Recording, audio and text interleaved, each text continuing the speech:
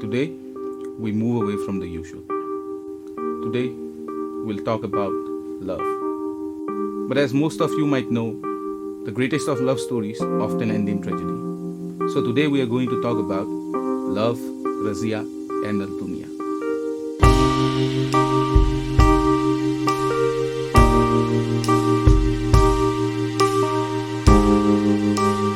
Hello friends and welcome to History Through Stories. I am Mukesh and today we'll be talking about Raziya and Altunia. Raziya bint Iltutmish was born to the ruling family of Delhi. Her father Iltutmish had taken over the throne of the Delhi Sultanate from her grandfather, Qutbuddin Aibak, the founder of the Delhi Sultanate. Iltutmish was a slave of Qutbuddin Aibak, while Qutbuddin Aibak in turn was a slave of Sultan Muhammad of Ghor. Being a member of the most elite of families, Raziya had a lot of things going in her favor. Restrictions which are usually placed upon ladies of the harem did not fully apply to her. In fact, as she was a favorite child of her father, her voice and opinion in matters of state was also not frowned upon. Her upbringing was also distinctly different from other women of her time.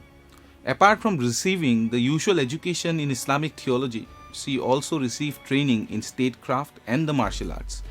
After all, as the consort of a future ruler, she was supposed to aid her future husband in matters of state. But Raziya's fate was to take her to uncharted territories. She would not be relegated to obscurity as a mere sultana of a sultan. Instead, she would be the sultan. And there was enough evidence to back up her claims to the throne of the sultanate. When her father went away on a military campaign to Gwalior, she, as the Naib or the deputy sultan, had taken over the entire charge of the administration, and suffice it to say, she excelled in it. In fact, apart from Nasiruddin Mahmud, no other son of Iltutmish was as capable an administrator or commander of men as Raziya. But Nasiruddin Mahmud had died in Bengal as the governor, and so on his deathbed, Iltutmish did something which was inconceivable. He nominated Raziya as the next successor to the throne. Raziya's road to the throne wasn't smooth. Neither the nobility nor the orthodoxy were willing to accept Raziya as their ruler. After all, Raziya was a woman, and no self-respecting noble was willing to accept the authority of a woman over him. So they propped up a half-brother of Raziya by the name of Rukunuddin Firoz on the throne of Delhi. But it soon became apparent that the doubts Iltutmish had about his son's capabilities as a ruler were not without merit. Rukunuddin Firoz turned out to be an emperor who was thoroughly incapable of ruling, and during his reign, his mother had let loose a reign of terror within the empire. Rukunuddin's reign was brief. Both he and his mother were assassinated after a mere 6 months on the throne. And although reluctant, the nobility did decide to support Raziya's claim to the throne. And present among the nobility was Malik Ikhtiaruddin Altunia, a childhood companion of Raziya and possibly also a lover. Raziya's reputation as an able ruler was beyond reproach. She made vast improvements in the empire, even rode elephants into war. It is said that she even patronized Hindu sciences and Hindu philosophy. But then, of course, Raziya's gender continued to be a hurdle. See, ladies of Islamic harems have always played a very significant role in state policy, but Raziya's position was completely unprecedented. In fact, she would go on to have the distinction of being the only female ruler of Delhi. To counteract the attacks on her femininity, she even refused the title of Sultana, preferring to be called the Sultan, which was the male title. She dressed in the male attire and even went as far as refusing parda. But what may have caused the eventual decline of Raziya had to do something which was far more intimate to power politics within the empire. You see, power politics within the Delhi Sultanate was based along the lines of race and ethnicity, and no other ethnic group within the Delhi Sultanate enjoyed as much privilege in the corridors of power as the Turkish tribes. In fact, nobles of Turkish origins monopolized power positions within the empire, even to the tune of being kingmakers in their own right. For the ruler of the Delhi Sultanate, the rule was simple. He had to court the favor and also command the loyalty of his nobility. And this was exactly where Raziya went foul. Immediately after her ascension, she started promoting nobles of origins other than Turkish.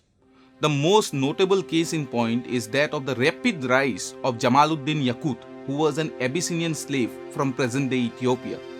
From being a master of stables, which in itself was a very high rank for a person of his origins, he was promoted to the position of Amir-e-Umra, which was a very high rank, which meant the Amir of all the nobles. Now, this was something that the Turkish nobility was not willing to forget or forgive. Raziya's reign came to an abrupt end with her abduction by one of the Turkish nobles, Malik Ikhtiaruddin Altunia, the same Altunia who had been a childhood friend of Raziya, the same Altunia who is said to have been her lover. There are two ways of interpreting Raziya's abduction. The first we have already told. It is a story supported by hard facts of social norms and political practices.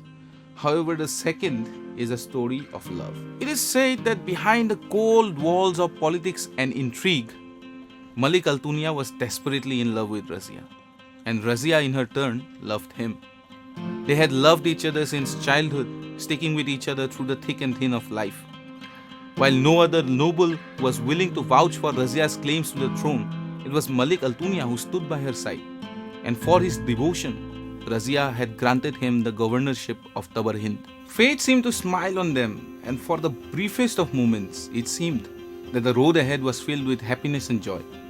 But this was not to be. The entry of Yaqut, the Abyssinian, into the scene, it shattered Altunia's dreams. Rumors started floating around about a clandestine relationship between the slave and the Sultan. There were rumors of the growing closeness between Yaqut and Raziya. He started to brood in silence, preparing wild schemes to exact revenge for the betrayal of his love. And then, in an act of jealousy, he abducted Raziya, imprisoning her and bringing her to his fort at Tabar Hind. But as the story goes, he had always been wrong. From Raziya, he got assurances of her undivided love. The rumors he had heard and believed were just that, rumors. So it came to pass that although fueled by an act of jealousy, the lovers did finally unite and professed their vows of union. Although through an act of misfortune, the lovers did finally marry, but theirs was not to be a quaint happily ever after.